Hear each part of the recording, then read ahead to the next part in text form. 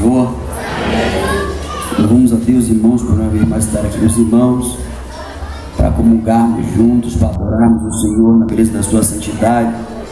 Louvando a Deus pela vida do pastor Juarez, todos os pastores aqui à nossa retaguarda. Que Deus continue derramando copiosas bênçãos sobre a sua família, sobre a igreja e todos aqui presentes, amém? Louvamos a Deus pela vida do nosso irmão Kleber, nosso auxiliar, que sempre se disponibiliza a nos trazer ali, vindo com o seu veículo, com sua esposa ali. Que Deus continue abençoando ele e a família dele. A nossa irmã Carla, nosso irmão Lário também, que viera conosco. Que Deus continue abençoando todas as irmãs aqui nessa festa maravilhosa, 48 anos do aniversário. Isso é muito importante. Que Deus continue vos abençoando. E eu creio que pela manhã estaremos aqui juntamente com os irmãos para engrandecer e exaltarmos o nome do Senhor. Amém? Está trazendo uma caravana para estarmos aqui com os irmãos amanhã no ciclo de oração, em nome de Jesus. Eu queria convidar os irmãos para que se abra a sua Bíblia comigo no livro de Apocalipse, capítulo 3.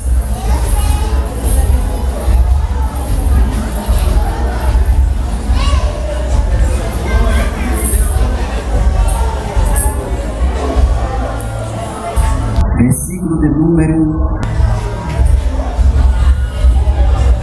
19 e 20.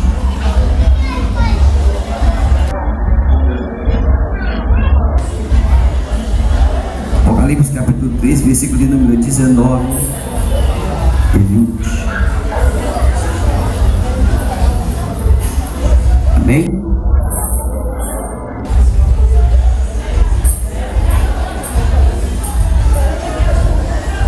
Eu repreendo e castigo a todos quanto amo.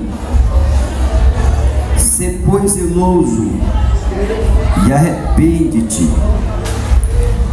E eis que estou à porta e bato. Se alguém ouvir a minha voz e abrir a porta, entrarei em sua casa e com ele cearei e ele comigo. Amém? Quero dar um tema nessa mensagem. Diga-se comigo: jantar. Diga: jantar com Cristo. Amém? Podemos assentar.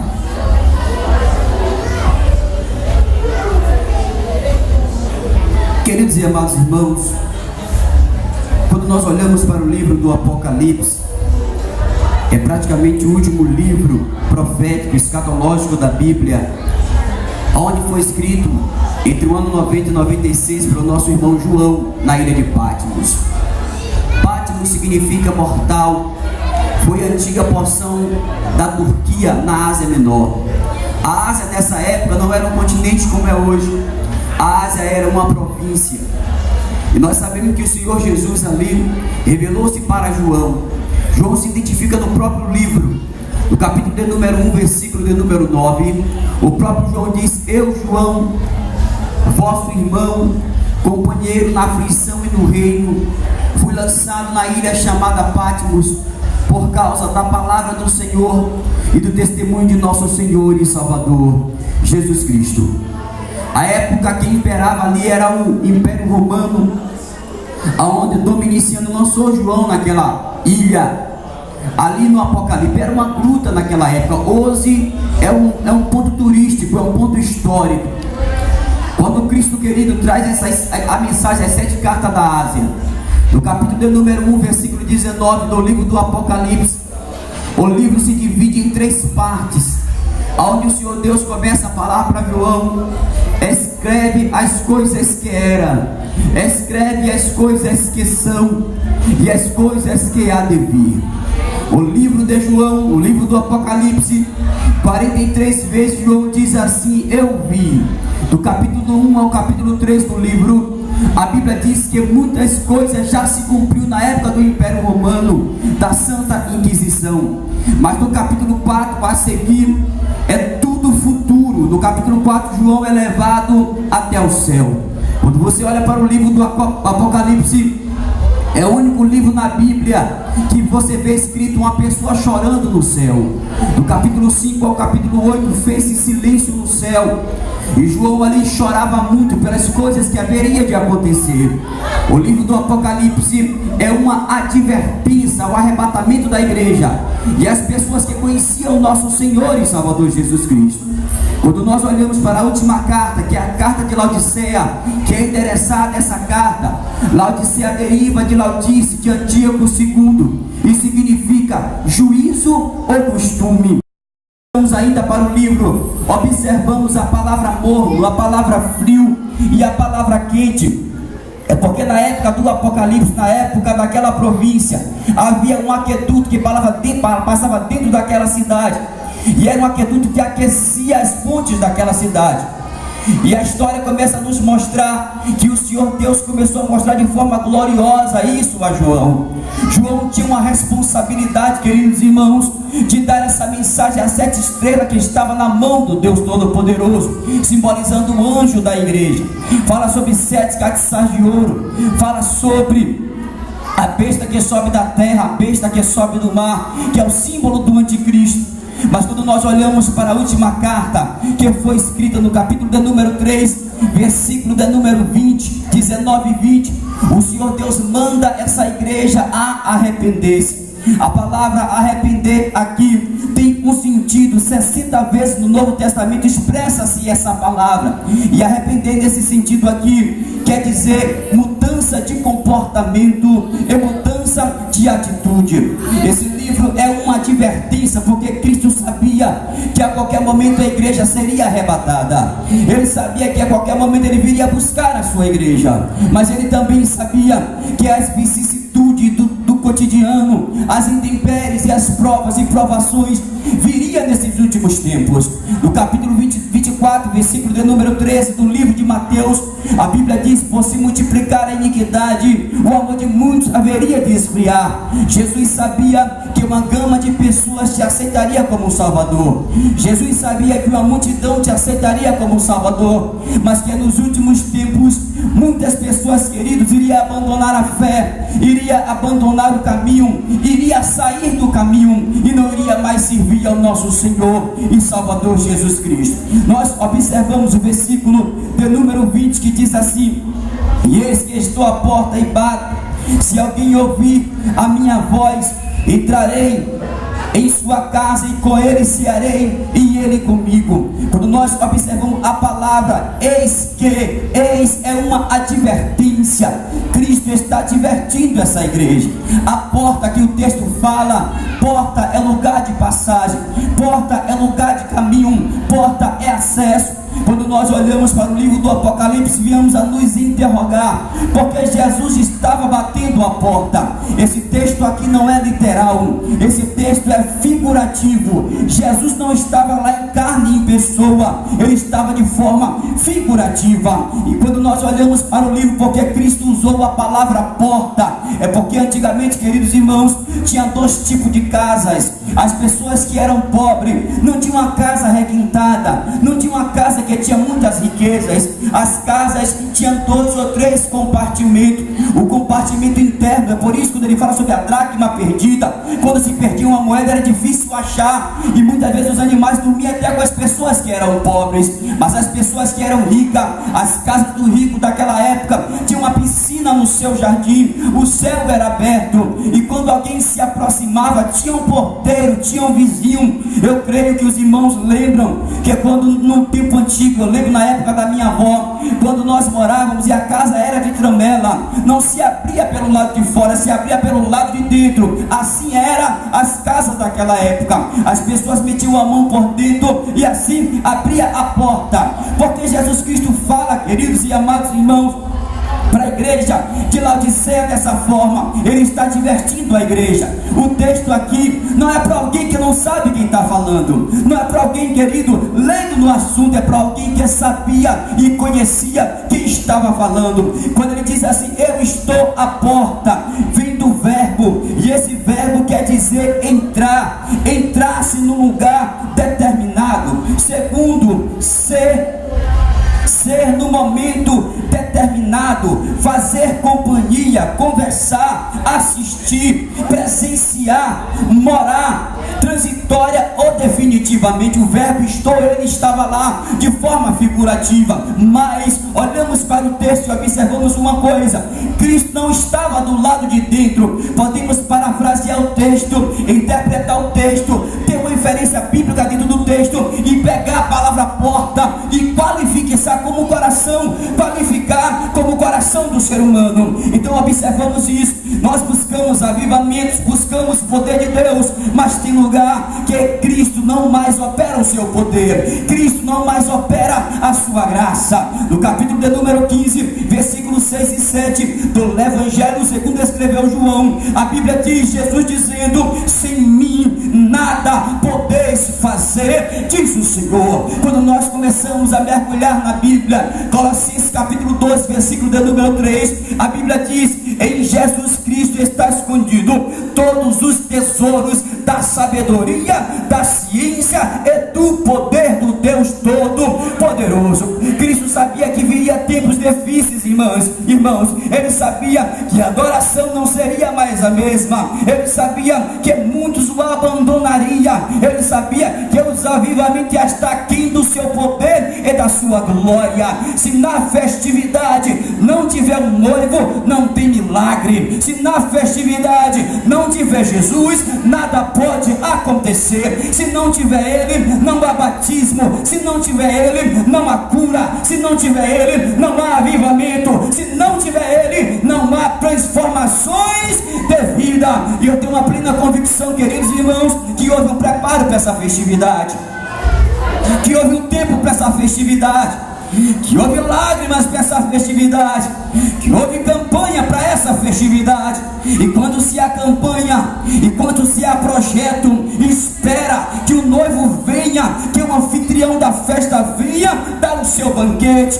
Todavia a igreja de Laodiceia não deixou mais entrar. Outro verbo que chama a nossa atenção é quando ele diz: estou à porta e bato. Nós buscamos compreender, queridos irmãos, Cristo estava à porta batendo. Isso era uma ação. Ele estava agindo, ele estava chamando, buscando a atenção das pessoas, buscando que essas pessoas olhassem para Ele, que essas pessoas, queridos, voltassem a sua atenção para Ele. Aonde na história você vai ver alguém que tem soberania, vai ver alguém que tem poder, vai ver alguém que tem posição, vai ver alguém que é ovacionado, que é glorificado nesse mundo físico, chamar atenção para pessoas orgulhosas, chamar atenção para quem não está nem aí para Ele. Só Jesus, queridos, tem o poder de fazer isso. Chamar a atenção de alguém que não está nem aí para Ele, de alguém que anda pecando, de alguém que anda mentindo, de alguém que esqueceu a sua glória, esqueceu o seu poder. Só Ele pode fazer isso. 2 Coríntios capítulo 8, versículo 9, a Bíblia diz que Cristo, sendo rico, se esvaziou da sua glória e se fez pobre, para que pela sua riqueza nós fôssemos enriquecidos pela sua glória. Isaías 43:13 diz: ainda que houvesse dia, Ele é, e não há quem possa escapar das suas mãos. Operando Deus, quem impedirás? Aí olhamos para a Bíblia Sagrada, aí a palavra, o vocábulo bato, vem de bater. Ele busca essa atenção, ele busca, querido, essa comunhão. O verbo bater quer dizer ir de encontro com forças, quer dizer soar, quer dizer lutar corpo a corpo. Foi necessário de forma figurativa Jesus, querido, estar naquele lugar, corpo a corpo, buscando uma comunhão, buscando a atenção de alguém, buscando, querido, que alguém olhasse para Ele. Quase 34 anos depois que Ele foi ascendido até o céu, Ele buscou essa atenção com o ser humano. E muitas vezes não temos mais esse tempo para Cristo. Somos mais religiosos do que adoradores. Parece que a igreja é empresa, você bate cartão na entrada e bate cartão na saída, mas é raro você ver lágrimas, é raro você ver verdadeiros avivamentos, é raro você ver, queridos irmãos, as pessoas trazendo os seus lenços para enxugar as lágrimas de antigamente. Nós sabemos que os dias são maus. Quando nós olhamos ainda para o texto, faz-me lembrar que uma certa feita estava pregando em Santo Antônio em uma festividade, e no meio do grupo das jovens tinha uma jovem, queridos, que estava estudando história na faculdade. Muitas vezes, quando a pessoa começa a fazer faculdade, começa a estudar, tem um grau além, começa a ter um status, quer ser maior do que Deus, acha que é Ele que faz o milagre, tudo é para Ele, tudo é dele. Queridos irmãos, não podemos tirar Jesus da história, não podemos tirar Jesus do plano, não. As prerrogativas pertencem a Ele. Aí eu me lembro que eu estava pregando naquela festividade, falando do amor de Cristo naquela festividade. A jovem estava no meio do grupo de jovens da igreja, orando no meio do grupo, chorando no meio do grupo. Mas quando ela entrou na faculdade, pastor Juarez, ela foi acometida de uma mensagem diabólica para tirar Jesus do coração dela, para tirar Deus do coração dela. As pessoas querem até fazer a faculdade, mas muitos, quando entram para fazer, esquecem do poder e da glória de Deus e pensa que é Ele que faz, pensa até que Ele não existe, mas está totalmente enganado. Essas pessoas já deixou Jesus do lado de fora. E eu comecei a pregar naquela festividade, ministrar. Deus me deu uma revelação, como era tão profunda. Ela veio à frente em lágrimas, disse: eu estava desviada na igreja, eu estava desviando os jovens da igreja e tirando Deus do seu coração. Eu entrei na sala com um professor de história, ele disse que Deus não existia. Eu não acreditava mais em Deus, eu não confiava mais em Deus. E quem sabia, queridos irmãos, que ela estava afastada na igreja, no banco da igreja? Ninguém sabia, mas Deus sabia. Deus conhecia que Ele já não mais reinava naquela vida. Mas naquele momento ela veio à frente em lágrimas e disse: hoje eu aceito Jesus como meu Salvador de novo. Deixou as aulas de história e foi ser enfermeiro. Quero dizer com isso que é quando o homem pensa que ele sabe, quando o homem pensa que ele é, quando o homem pensa que ele tem, ele não sabe, não é nada. Quem é tem é o nosso Senhor e Salvador Jesus Cristo, o príncipe da vida. Quando ele chama a atenção da multidão, chama a atenção das pessoas para ele, aí ele diz: e eis que estou à porta e bato.